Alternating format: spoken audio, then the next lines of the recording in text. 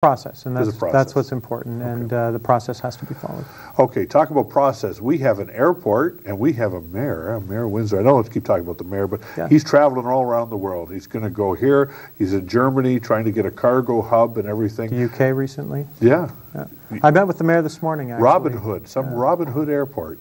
He asked me to be the Friar Tuck of the city, and I turned that position down, but the city may be better for that, too. Stop. But what do you think? What do you think of the plans of this? Well, I met with the mayor this morning, actually, as well as airport officials, Federico Nazzani, to discuss some of their applications under both the Southern Ontario Development Program and the Community Adjustment Fund, plans that they have for the future, how they want to become what do they call it, a maintenance and repair station or operation for this region.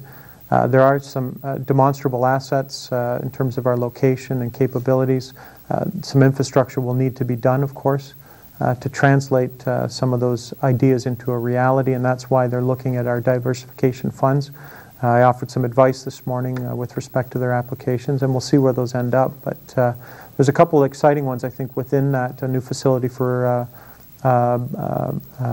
in which to do those types of repairs.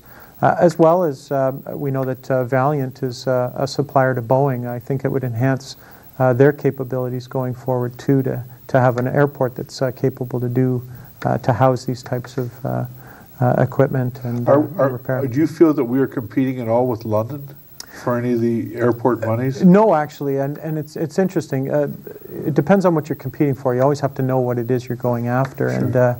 And with respect to this, I think most people would be shocked to know that most air freight actually doesn't go by air.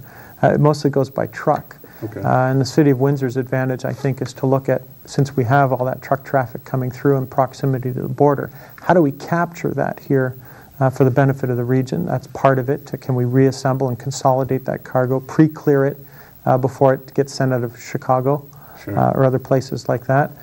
As well, what London's talking about, I think, if I understand it correctly, is they want these freighters to come in, or air freighters or whatever to come in, and they want to capture traffic that way. It's an entirely different business scenario. So our business scenario is what? What will be happening? Well, how do we capture that? At least in the beginning, how do we capture that air freight that's being put on truck that needs to be consolidated into what areas it's going to be shipped to? Sure. How do we do that here, reassemble it, pre-clear it for the border, and if we can do that once rather than at the border and them having to do it again when it's loaded on an airplane in Chicago, how do we get that done here? And that's actually a very, we're right on some major, we're not very far off major supply chain routes for air shipments. So you encourage what you've heard already this morning? Yeah, I think the business case makes a lot of sense. Now the question is, what partners can come in terms of some skin in the game, so to speak, and the federal government included in that discussion.